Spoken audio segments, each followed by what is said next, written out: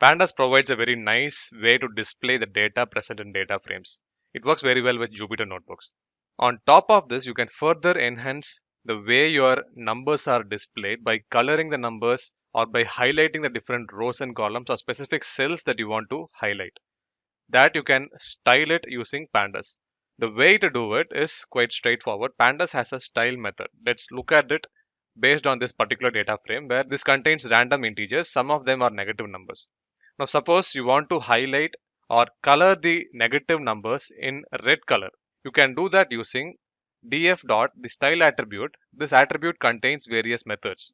Here I'm using apply map. We have seen this function before. This applies to every cell of your data frame.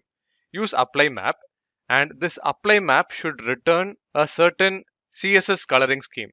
For instance, what we are doing here is if the value is lesser than 0, it should return red.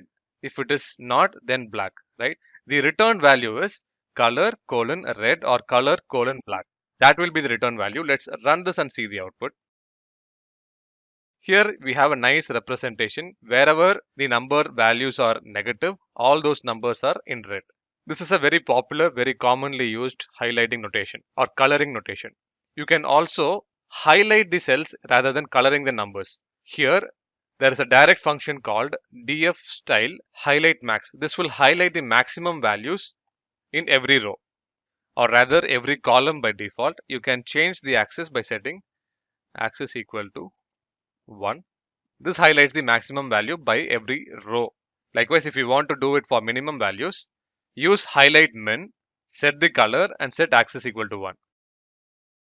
Likewise, you can highlight for null values also using highlight null. So this is a very nice way to highlight missing values in your data set.